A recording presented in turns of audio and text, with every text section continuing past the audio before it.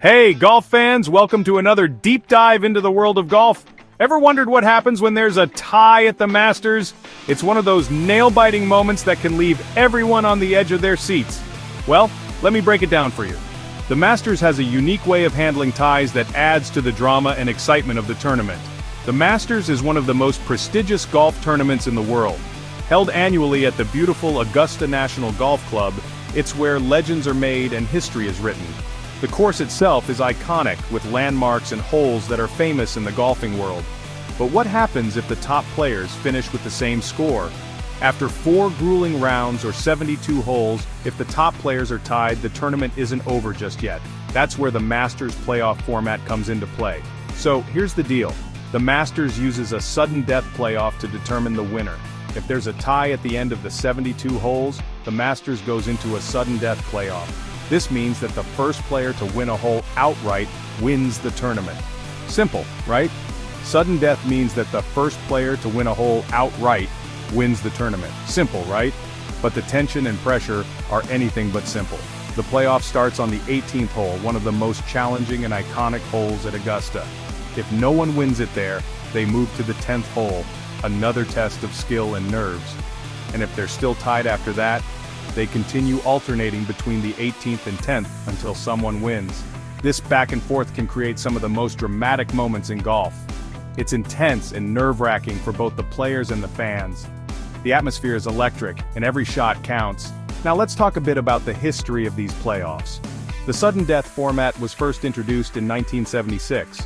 Before that, the Masters had an 18-hole playoff the day after the final round. Imagine the suspense of waiting another day to determine the winner. The old format was a grueling test of endurance, but the sudden death format brought a new level of excitement and immediacy to the game. Imagine the suspense of waiting another day to determine the winner. The sudden death format eliminates that wait and brings instant drama. One of the most memorable sudden death playoffs happened in 2017. Sergio Garcia and Justin Rose were tied at the end of the final round. They moved to the 18th hole where Garcia clinched his first major win. It was an unforgettable moment that showcased the thrill of sudden death playoffs. They moved to the 18th hole where Garcia clinched his first major win. The crowd erupted in celebration, and it was a moment that will be remembered for years to come. It was an unforgettable moment. But it's not just the recent history that has been exciting. The very first sudden death playoff in 1979 was also a thriller.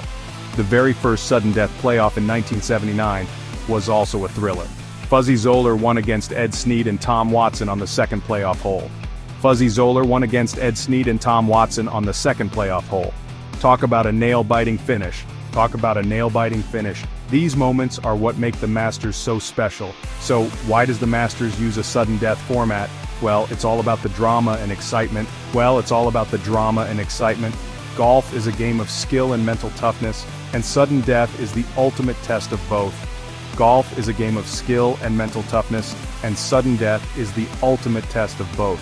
It pushes players to their limits and showcases their ability to perform under pressure. Plus, it keeps the fans on the edge of their seats. The excitement is palpable, and every shot can be a game changer. To sum it up, if there's a tie at the Masters, the tournament goes into a sudden death playoff starting on the 18th hole. They keep playing until someone wins a hole outright. It's a high-stakes, thrilling way to determine the champion. The tension, the skill, the drama, it all comes together in those final moments. So, next time you're watching the Masters and there's a tie, you'll know exactly what's going on. Get ready for some heart-pounding action. Thanks for watching, and don't forget to like and subscribe for more golf insights. See you on the green!